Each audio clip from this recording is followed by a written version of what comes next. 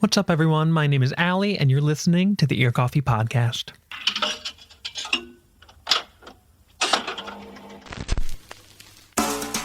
For today's episode, I talked with producer and DJ Avas.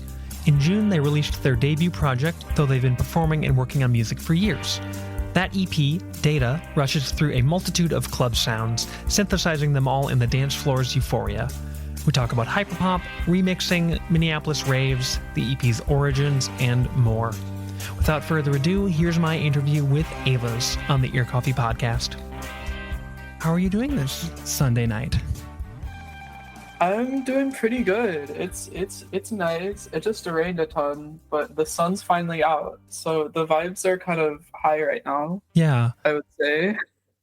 I like to start pretty much every interview with a similar question. I want to ask about your first memories of music, not necessarily as a performer, but as a listener.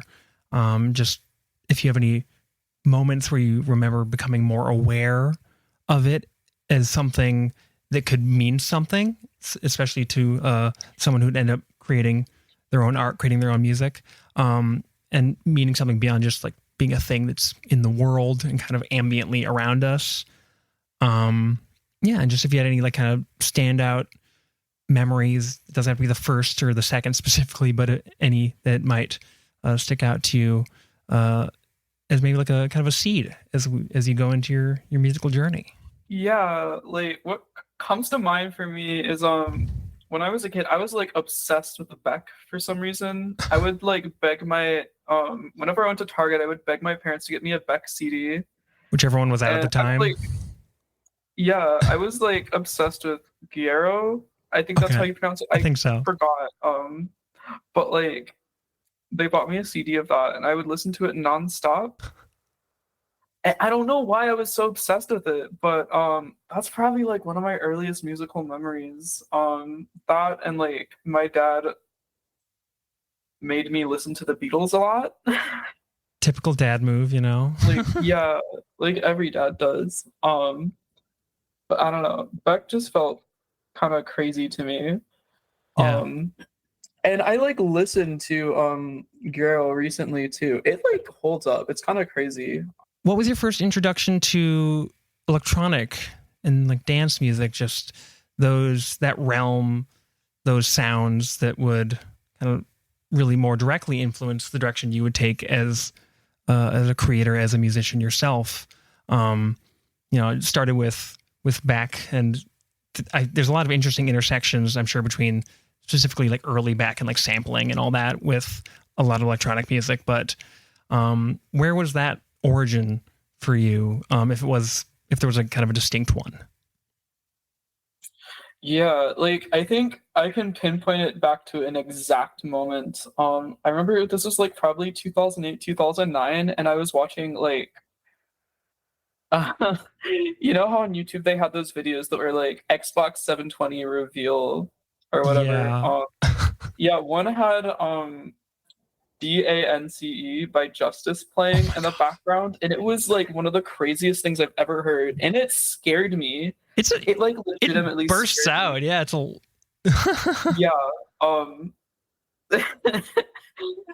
That's a very 2008 experience, or 2009. Yeah.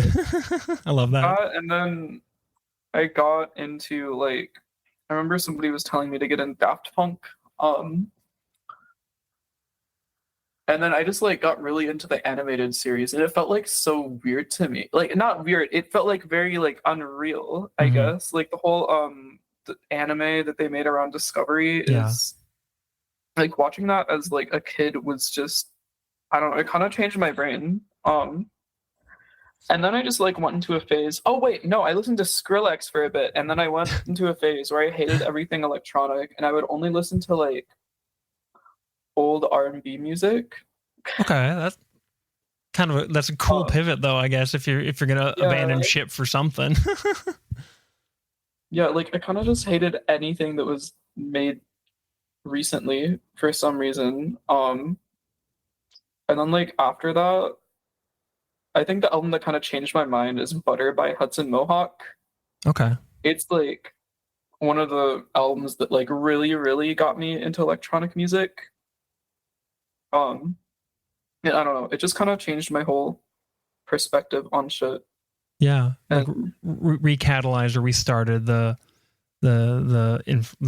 enjoyment and the influence and all the it wasn't just like the kind of like that phase that I think I know I had where you just don't want to listen to anything that maybe you used to love or that is currently happening and just get really deep into something, at least to you, this feels pretty obscure and different, and just kind of that's the rabbit hole you're hiding in, or the portal you go into for a little while.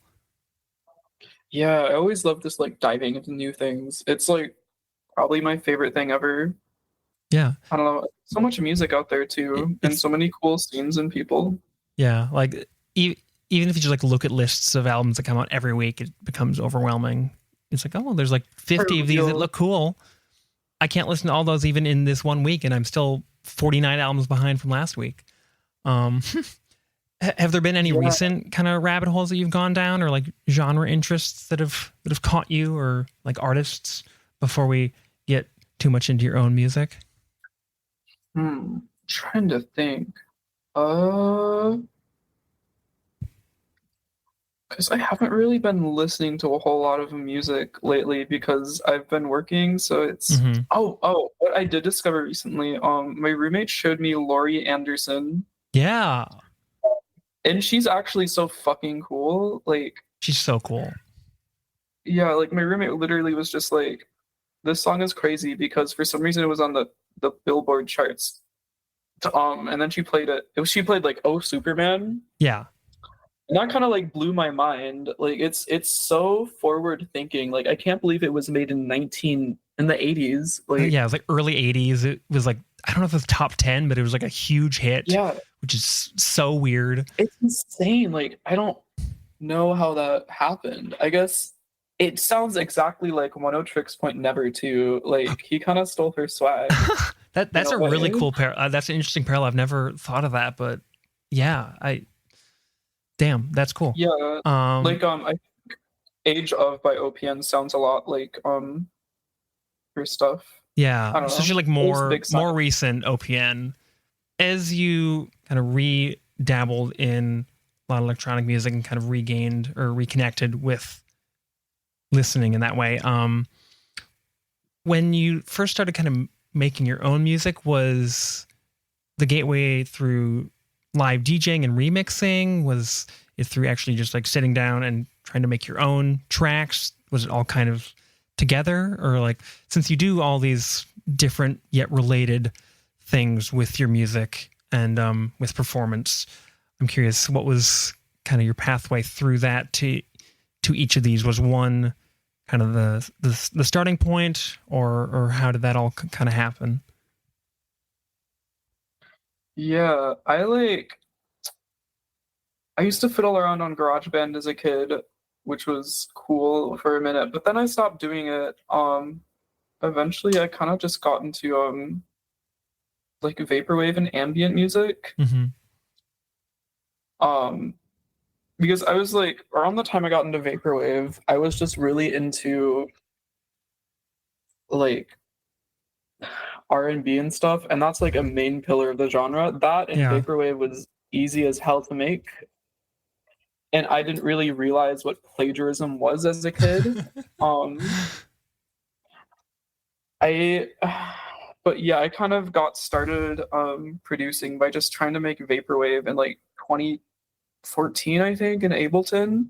Um, and like eventually those skills kind of transferred over to just sample making and stuff. Like I stopped making music for a bit. And like every time I tried to make a song, it was always like, this isn't gonna work out. And then one day, like I literally just opened up Ableton, probably like 6 years ago. I was like, oh, I'm gonna make a song. And then I made a song. And What I was don't there know. a sample in that one, or like what No, do you, it was fully no composed? samples, Okay, cool. fully composed. But yeah, I mean, in retrospect, it's like it was just me learning Ableton, so the songs aren't that good. And eventually I like put a whole EP together that's not released anywhere. Uh, but yeah, that's just sitting somewhere and it's not good.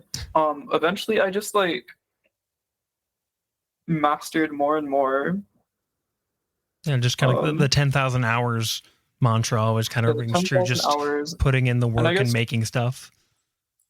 yeah, I guess like exposing myself to a lot more different genres as well kind of helped me flesh out a style and taste. I would say too. Yeah. Yeah. And because something that's pretty clear just from listening, especially to Data, the latest EP, but also just, hearing some of the mixes that I think are still lingering on SoundCloud and like some of the remixes. There's a very eclectic influence just kind of from all these different sounds and styles kind of getting put in a blender. Yeah, it's very much like a mishmash of different genres. I mean, I guess it is all club music, but also club music is such a vague term. It's like as Like, vague as electronic. It's like that's so yeah, much music that sounds nothing like each other. yeah. Whenever people ask me for a genre or whatever, I just say, "Oh yeah, I make deconstructed club music." Which is I don't know how I feel about that word, but it I guess works to describe the style. But it's also very like I don't know. There's a lot of influences throughout my work, I would say. Yeah, no, it's unfortunately kind of essential to have somewhat of like an elevator pitch, or at least some kind of just general descriptor. So I'm like, hey, what do you do? What do you make? It's like, well, I don't want Yeah, to bore you. I feel bad. yeah. I Just saw like somebody label the EP as bubblegum bass on Rate Your Music, and I'm like, no, that's not it. that's not it. That is That's a very not. specific I thing. don't Yeah. know. Yeah, But also, I what does guess any of it mean? What does any of I don't know. it? um, before we get into the EP itself, when you're approaching something like a remix or like a rebuild, kind of the Evangelion-esque way of referring to it, like the Constructs Yeah. EP and stuff like that, and even just putting together a live mix for a show, do you have a different kind of mindset or approach when you're sitting down and listening to a song that you might want to rework or things you might want to throw together in a mix versus sitting down and creating something kind of from the bottom up or from the sample up? Or is it all kind of blurred together and you just sit down and where the music takes you, it takes you? And it might be one thing or another depending on the day and how you're feeling. That's a good question. That's I would say definitely when I try to remix something, it's a song I hear and then I'm like, I need to do an edit of this so badly. Like that's kind of what it was when I made the Charlie XCX remix. I was like, it just came out and I'm like, I need to put this out. And I think I put it out like 24 hours after or something like that. I forgot what I was gonna say. I would say, oh yeah, definitely it's like a bit different from sitting down and making original music. Like I guess remixes come a bit easier to me. Um, like because the song structure for the song I want to remix is already there, which makes it Yeah. a lot easier. If it's something original, it's kind of I'm just starting from scratch, and it's kind of scary, which Yeah. puts me off it a little. um, I don't know, like it's definitely harder for me to make original music. Yeah, it's one thing when the bones kind of a song are there for you to meddle with versus you kind of have to build the skeleton out of thin air or out of your imagination and the tools in front of you, Yeah, which is it always intimidating. At least I'd think so. definitely like I've kind of noticed that people value remixes more than original tracks, which is kind of like, Really? yeah, like all my remixes on SoundCloud have like loads more plays than actual my actual music. I've had friends tell me they've stopped making remixes because of the same thing, and it's like making remixes is cool and fun, I guess, but I feel like people just kind of see you as the remix person and don't Yeah. really they just download it for free and not really like listen to your actual music. I Yeah. don't The, know. the, the I'm name just on the remix doesn't really mean anything to them. They're just listening to a remix of a song they might like or a song they might know, and it's easy to kind of get pigeonholed. But maybe that's yeah, kind of like a foreign mindset to me, since like I don't know, I'm have the brain rot that makes you care almost too much about original music, and I forget about remixes sometimes. And that's then such a good you mindset to listen to a have. great remix, and it reminds you why they're so cool and how like radically something can be reimagined. All right, let's dive into the EP. Data. It's a debut, full length ish EP, depending on how you want labels. We've already established kind of mean nothing, Yeah. but still, any sort of debut releases always, I feel like, extra intimidating and has its own significance. Um, so I'm curious, when did these tracks start to come together, and like the idea of really putting the time and energy into making your own songs, making enough collective songs to put together in one release. I think it was Duos that came out a couple years ago, so at least that track's been around for a little bit. But I think everything else was at least new in the lead up to the EP. So yeah, I'm curious, Yeah. how did what was the germination for Data like, and when and how did that kind of happen? Yeah, basically, so in 2021 and 2022, I was working on an album for a group I'm in called Stellar. Okay, that's how you pronounce that. And it kind of it was a fuck ton of work, and it kind of drove me insane. It made me swear off music for a while. Like it literally drove me insane trying Yeah. to finish it. And it just like made me like ugh. Because I wasn't really doing anything that was fun for myself. It was just like trying to hit deadlines or like Mm. just trying to perfect a song. And And that just kind of got to me. I stopped making music. And then I was like kind of immersed in the hyper pop scene, I guess. And a lot of the things I noticed in that scene were just people trying to just they only care about clout really, and I yeah. felt that people really only cared about me when I had something big going on, and they didn't really care about my music. And they always expected me to just make the same thing over and over. Yeah, but that kind of culminated in me making Duo. I was just really angry one night for some reason. I was like, you know what? I'm gonna make a crazy song. And then I made Duo. Like probably in the span of a couple hours, I would say. Okay, cool.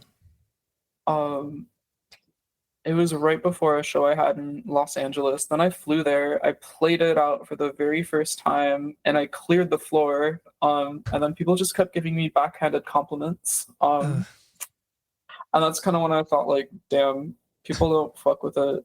Um, and then the next week, I flew to Chicago, played a show.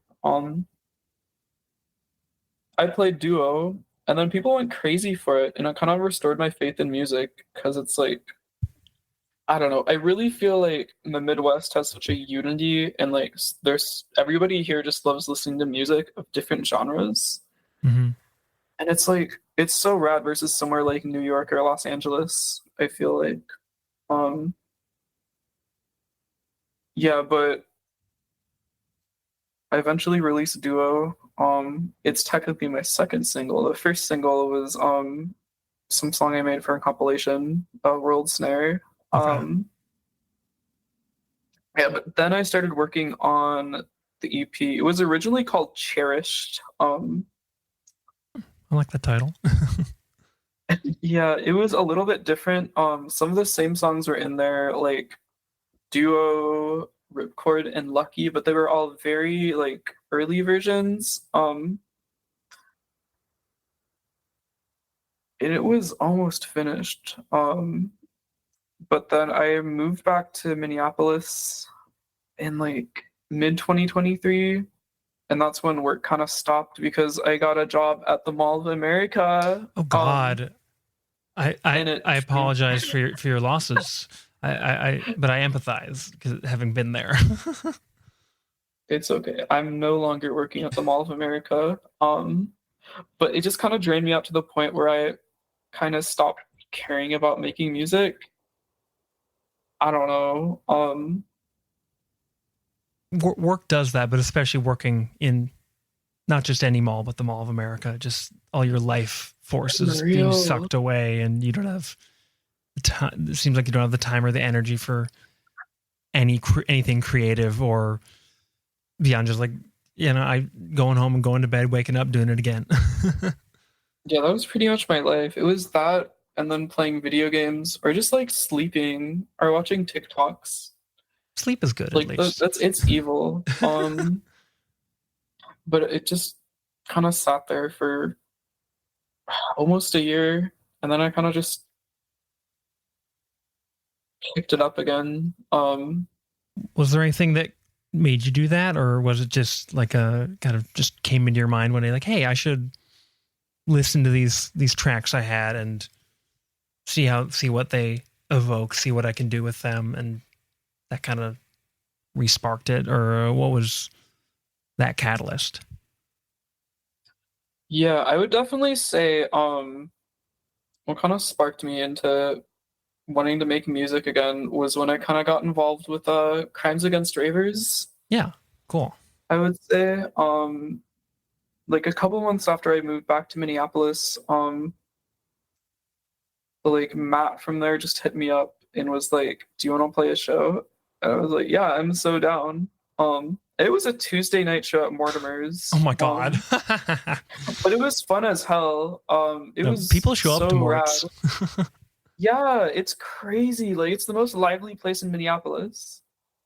I love it there. But like I don't know, Morts is kind of weird, but it also makes me so happy because people just love music there. They'll like vibe to anything. And Literally, I right? think like the first time I walked into a Crimes Against Ravers show, they were just playing like the music I liked, like crazy club music. And it kind of just it kind of blew my mind because growing up in Minneapolis, there wasn't like the scene's mainly focused on guitar music, like alternative stuff, Yeah, versus electronic music. kind of through and through.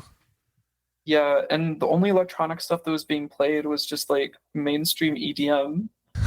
Um, so it was just really cool to just um to see the type of music I like being played out in the city I grew up in. Yeah,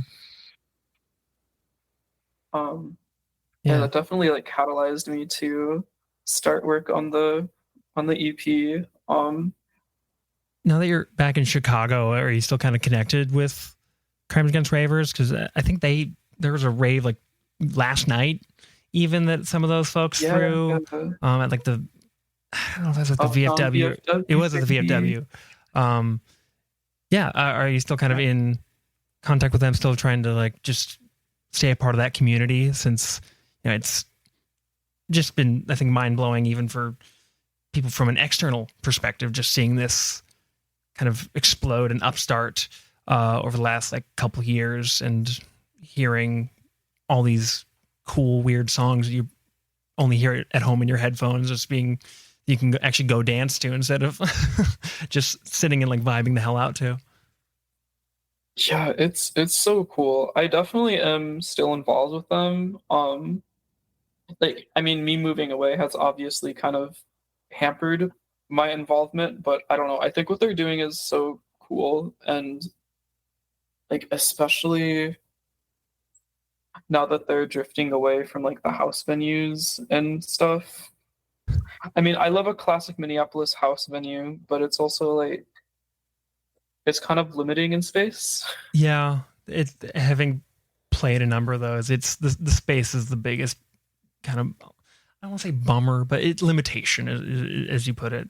Just you can't fit as much stuff for as many people in there, and Yeah. especially when there's people that want to be there and want to show up and have a really good time, whether it's a Tuesday or a weekend or whatever. Yeah, it's crazy though. I remember the 420 Crimes Against Ravers show. Like the house, people kept trying to get into the house. There was probably like 600 something people. Oh my god. It was it blew my mind. I kind of regret not going to that, but also I know I would have like been too overwhelmed with that many people. Yeah, you probably would have gotten squished. I got squished a lot, but it was fun. It's a good squish. I think it's really fucking cool what they're doing, and I really want them to do more of it. Yeah. They've been like kind of carrying the whole Minneapolis electronic scene on their backs, I guess. Yeah, in a lot of ways, they're, at least as far as just like groups or shows that people have heard about versus just like, hey, here's a Bandcamp link that you're the third person to click on, or just like when you like a friend of a friend, which is not to diminish the music, but it's cool to see it kind of making its place and creating that space.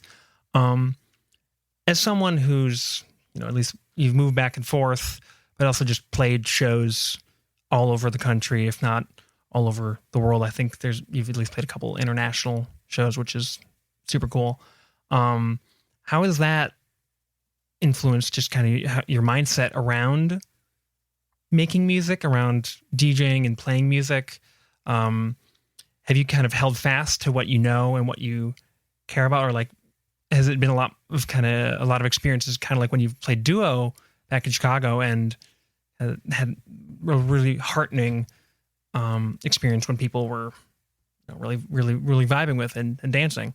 What has that been like, just playing all over the place and being at least kind of tangentially or directly involved with so many different communities? Yeah, I think it's very essential to me, I would say. Uh like I love going somewhere else and having an experience, whether it be good or bad. Like I always learn something from it. Like when I went to Barcelona, I just stayed with my friend for like 2 weeks. She took me to a bunch of crazy shows. Like in Barcelona, they have a big G-Quam scene, if you know what that is. I have not done my due diligence in listening, but I've heard of it. Yeah. It's pretty rad. Like she took me to this one show in this warehouse. There's a bunch of DJs playing stuff like that, and it just kind of opened my mind. Because it's just very cool seeing other cultures, and it's seeing, I don't know, it's something we can't really have in the States because of stupid visa laws or whatever. Yeah, like and they've only gotten worse. Like people don't really realize how bad visa laws are for the American music scene, because it's like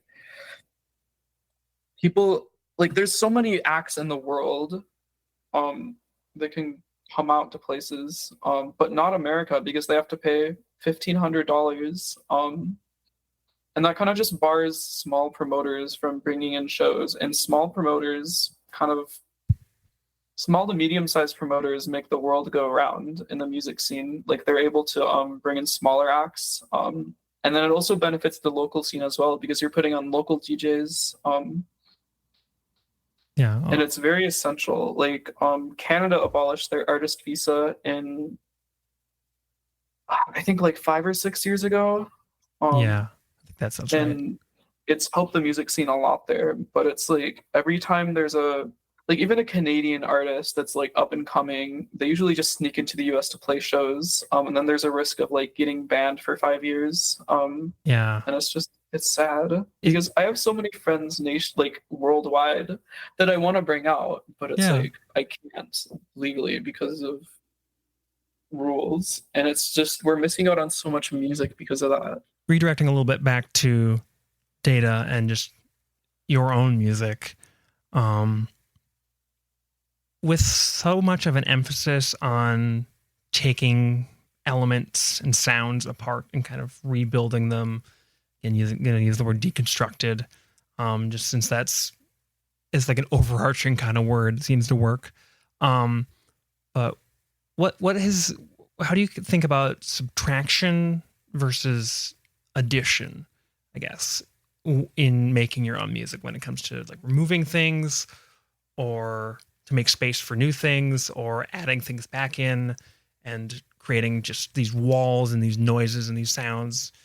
Because there's a lot of wild, eclectic sounds, to use that word again, over the EP and from track to track, whether it's a drum corps or vocals or dog barks, it sounds like, to all the different like synths and basses. I would definitely say I'm kind of a minimalist with production. I feel like what I really like to do is instead of doing like a weird kick pattern and then a 4-on-the-4 clap. I mean, I do that in some songs, but I really like just making the kick and the clap on the same beats. So it leaves more space in between the song and between the beats, I guess. Yeah. I don't know. But I'm just very careful about adding things. I mostly like removing things and then refining the like one aspect. Like I can just spend hours and hours on tuning a kick for better or worse. Yeah. But I guess I've kind of I used to be like a very big maximalist, I guess, but in the recent years, I've kind of just came back on like stripping things back to their core elements, because I feel like when you have too many things, it's just overwhelming to listen to. Yeah. And things get lost, and a lot of the kind of quirks and creaks just get buried versus giving them space to actually be heard, to stand out, to contribute to the song, to the track.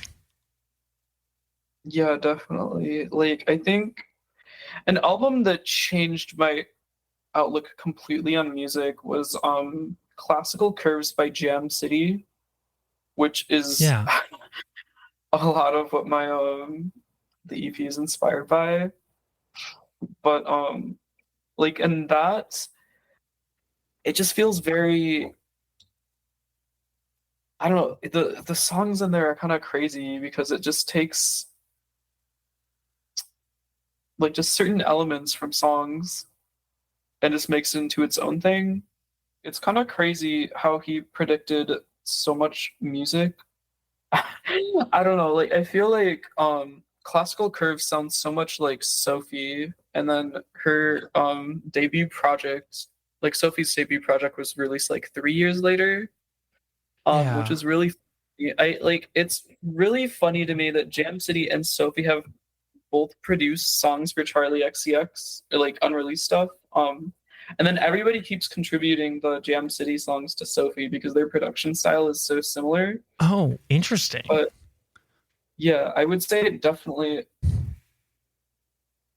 I don't know. I've kind of thought that I'm gonna go into hyper pop a little, but like I feel like people think Sophie is kind of the OG hyper pop person. And there's like two branches from that, like the more drumish, experimental, like clubby stuff, and then the like synths and melodies. And I think Jam City is a really cool extension of that. I don't know. Yeah. No, that's, I feel specifically with hyperpop, like that is such like has become such like a weird loaded term for genre where people either hate it and completely disavow it, or they think it's just anything that kind of sounds like the first 100 Gex records and nothing else. Yeah. Or, it's been used and misused all over the place. But like kind of thinking about it in like those kind of branches, especially given how kind of segmented you can get with a lot of electronic music and like subgenres and different sounds and scenes. That's a really interesting way to think about probably this really experimental, at the end of the day, genre that a lot of people have at least heard of, unlike something like G-Quam or bubblegum bass or a lot of those other kind of like rate your music terms or subgenres. Yeah, it's just kind of crazy to me how it's turned into like it's gone from like more experimental electronic stuff, and then it took like the 80s melodies, I guess, hmm like kind of like more like synths and melodies, and then that in turn turned into like alternative guitar music. And it's like it doesn't really make any sense to me when people call like Machine Gun Kelly or Glaive hyperpop, because it's like not hyperpop at all, yet it's branded as it. Yeah, that's Um like the cynical marketing doesn't aspect mean of it. anything anymore. Yeah, like I remember being in the whole scene or whatever before Spotify named it hyperpop. Like I remember people would just call it like PC music adjacent experimental pop music or whatever the hell. Yeah, it Um didn't have one big label. It was just kind of whatever you wanted to call it, and yeah, drawing from the same well of inspirations and like yeah, and I reference feel points. yeah, it's kind of like lost its identity at this point. Yeah, that's a good way of kind of summing it up. I feel like a similar thing kind of almost happened with vaporwave, where it like a certain aspect of its identity became kind of like the defining part in a lot of minds, but certainly didn't kind of get to the commercialized level that hyperpop was kind of dragged into. You know, maybe that was just a Yeah. pre-Spotify internet benefit. Since there's still like future funk and all these other like subgenres that have kind of permeated instead of just all of it getting called, yep, no, that's just vaporwave. That's all we're going to call it, and move on with your day. It's like there's room for diversity and variety, even if they're drawing from the same kind of sounds and elements, and oftentimes they're just the same artists just doing different shit. Anyways, vaporwave and hyperpop, rambly tangent aside, as wonderful as that was, um this is a pretty broad question, but another one I like to ask pretty much anybody I interview. um what's something that you really love and appreciate about your own art, your own music, or even your own creative approach? Um, Whether, no matter, kind of disregarding medium, but also specifically thinking of music, since you are a musician and this is a music podcast. Yeah. I don't know. I guess I just really like the opportunities that making my own music has given me. Um, I like, no, that's a bad way to phrase it, but it's just really, I think what my favorite thing to do is just listening to my own music. That sounds like really egotistical, but it's also like crazy being like, wow, I made this. Yeah, It's so cool and awesome. And then being able to share it with people just makes me really happy. And yeah. It becomes egotistical when you're kind of like a jackass about it, but if it's just like genuine, kind of almost awe at the creative process and what it can do, and what you can do as a musician, and just wanting to share that's the heart of it, I think, that hopefully we can all hang on to. So yeah, no, that was well put. yeah, um no, so just to kind of wrap up here, another thing I always like to ask is, um, what are some underground or underappreciated artists or musicians, bands that you want to shout out and share and just recommend? Um, they don't have to be Minneapolis. If there are any that come to mind beyond, the Crimes Against Ravers folks, which we have established, definitely go to a rave, see it for yourself. Or, other folks in Chicago where you currently are and have been, going back and forth, but who are just the friends, foes, that you want to shout out and share and just recommend.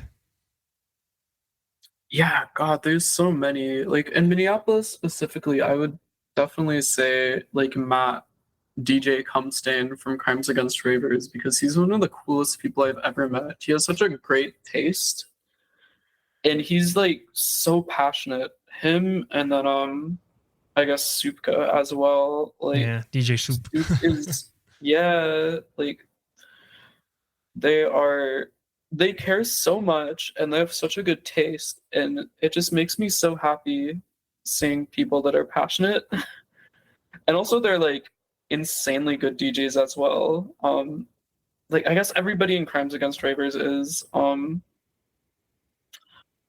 Like shout out to everybody in there. I'm trying to think about other friends from Minneapolis. Oh yeah, 3125 is really rad.